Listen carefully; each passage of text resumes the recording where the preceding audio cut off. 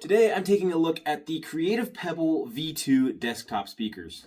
Now these are some of the most popular budget speakers on the market right now, and they come in at around $25 to $35 depending where you buy them. And in this video I'm going to go over them, unbox them, look at the features, specs, and let you guys know if they're actually worth buying.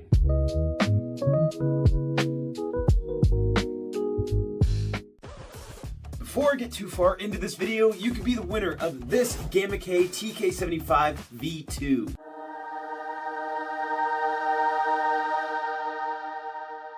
All you have to do to get entered is follow the link down in the description below, follow the rules on the official Instagram post, and you are entered to win this Gamma K TK75 V2. The giveaway officially ends when Tech Lab hits 1,000 subscribers. So go get entered, good luck, and let's get on with the video. Let's jump right into the unboxing. Now these are 18-watt speakers, and there's obviously no subwoofer. It's just a two speaker setup, so I'm not expecting a ton of bass out of these, but from what I hear, they have a lot of clarity and just overall good performance for their size. So we'll find out here.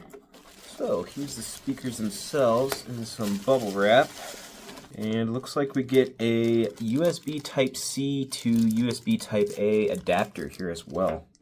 Also in the box, you get your just normal limited warranty information and quick start guide as well. Design-wise, the Pebble V2s keep the same rounded, minimalistic look that Creative is known for, and the spherical design actually helps angle the sound slightly upwards, which is a nice touch for desk use. These are actually angled at 45 degrees to get sound more directly into your ears.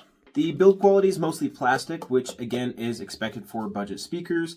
They definitely don't feel premium, but they also don't feel cheap either, and everything feels plenty solid enough for everyday use. On the front of the right speaker, you get a single volume knob, which also acts as the power control. There's no EQ or Bluetooth controls. These are just strictly wired speakers. Now for connectivity, these speakers connect with a USB Type-C, or you can use the Type-C to Type-A adapter and just plug that in if you don't have a Type-C on your PC, and then a 3.5mm audio jack for the audio, obviously. So this is for power, and then this is for audio, and then there is a cord actually connecting the two speakers together. So quite a bit of cable management to do if you're not careful here. Now these do actually have like these little subwoofers on the back, and then your main firing speaker on the front. That's on both of them. So even though these are only 18 watts and they're not going to put out a little bass, you might get a little bit of kick out of this thing. I'm actually going to plug them in and try out the audio and see how they sound for myself.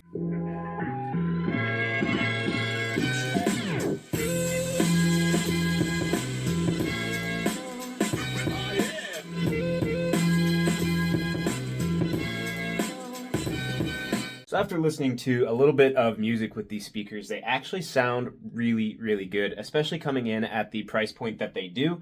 Now, obviously, they're not going to have, room-shaking bass or anything like that, but they got enough, punch in there that you can listen to some music in the background, or, to watch movies or videos or play video games, whatever.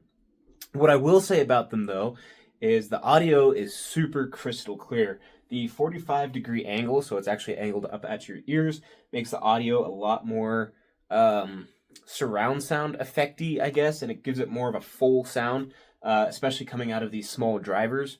So that's actually really impressive there. The mids and the highs are extremely clear. Not a ton of bass, but enough punch there to, get you through, especially at this price point.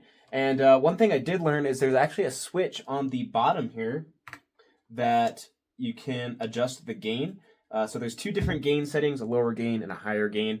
And obviously on the higher gain, you're obviously going to get a little bit more volume and a little bit more punch out of those rear little subwoofer thingy, I guess you would call them. But yeah, I'm actually really impressed. For 25 bucks. You really can't go wrong with these for the good audio quality that you're getting out of them. Now that being said, while these speakers can get really, really loud, you will start to notice a little bit of distortion in the audio the higher you go. So, probably want to keep it in the low to mid range as far as volume goes for the best audio quality out of these. but from my experience, that is plenty of volume for 90% of my use cases. So this worked out conveniently since I needed a set of desktop speakers for my editing and gaming setup over here. And so I'm going to probably daily drive these and see how they are long term. And if you guys want to check these speakers out for yourselves, I'll leave a link down in the description below for you guys to check them out. And yeah, honestly, a solid set of speakers.